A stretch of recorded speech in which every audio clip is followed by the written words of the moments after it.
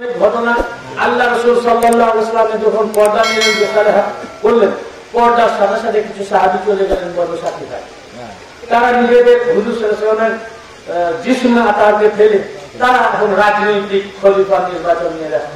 এটা আমি বেশি বলতে চাই না এই বিষয় নিয়ে। এখন এইসব কারণে দীর্ঘায়িত হয়েছে। তখন ওনাকে দাফন করার মতো লোক ছিল না। তাছাড়া আল্লাহ রাসূল সাল্লাল্লাহু আলাইহি ওয়াসাল্লামের বেসালাহাতের আগে হাফেজ ইবনে কাসীর তার আল বিদায়া ওয়ান নিহায়া কিতাবের মধ্যে উল্লেখ করেছে, নবী পাক সাল্লাল্লাহু আলাইহি ওয়াসাল্লামকে জিজ্ঞাসা করা হলো যে আপনার গোসল কে দিবেন? উনি বলেছেন মাওলা আলীর জন্য।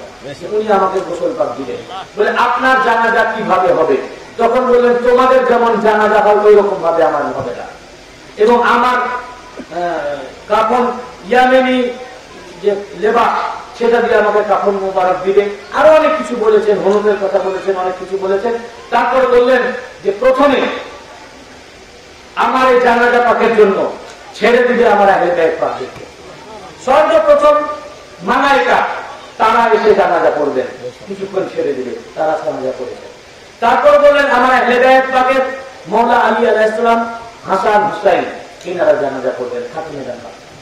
আমার আহলে বাইত পাকরা একে একে একসাথে আহলে বাইত পাকের পাক পঞ্জাতনের হয়ে যাওয়ার পর এবার নিকটতম আত্মীয়তা অনুযায়ী যে যেমন নিকটে সে তেমনি যাবে, যে যেমন নিকটে সে তেমনি আগে যাবে।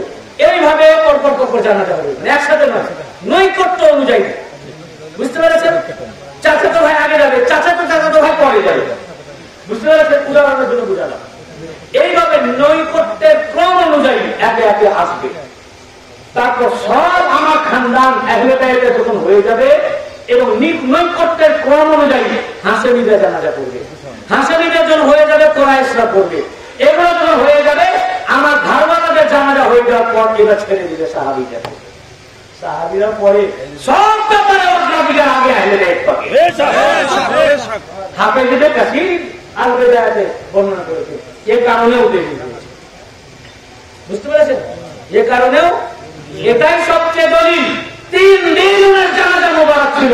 তখন তো উন্নত জামানা ছিল না, যে এখন যেমন ডেড বডিকে একটা কিভাবে রেখে রাখা হয় হিমাগারে, যাতে দুর্গন্ধ না হয়, খারাপ না হয়।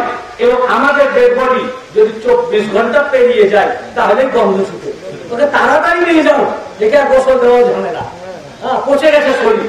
3 দিন নবী পাকের ডেড বডি ছিল, কোনো গন্ধ হয়নি। এ কথা প্রমাণ করে ওনার জিসমে আকার আমাদের মতো মাটি নয়। নবী হায়াতুন নবী, উনি মারা যান, উনি জিন্দা। সুদূর মুবারকটা তখনকার মতো স্মরণ হয়েছিল আমাদের, উনি ঘুমিয়ে আছেন। এ কথা সাবিত করে 3 দিন মাটির উপরে দেহ মুবারক পড়েছিল, কিন্তু গন্ধ হয়নি।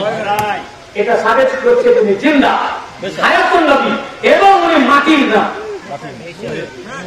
আমরা যদি একভাবে 3 দিন একভাবে যদি এক রাতে কি এক পরতে শুতে পারেন, এক সাইডে এক রাত 5 ঘন্টা কি 6 ঘন্টা, ম্যাক্সিমাম 8 ঘন্টা ঘুমান।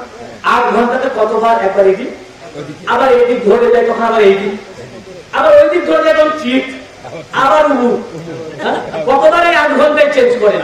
3 দিন একভাবে ছিলেন কোন কিছু হয়নি। আরে উনার হবে কেন? আসহাবে কাহাফের ওলিরা গুহার ভিতরে 309 বছর ছিলেন, অথচ কোন রকমের পরিবর্তন হয়নি, একটা চামড়া পর্যন্ত জড়ো হয়নি।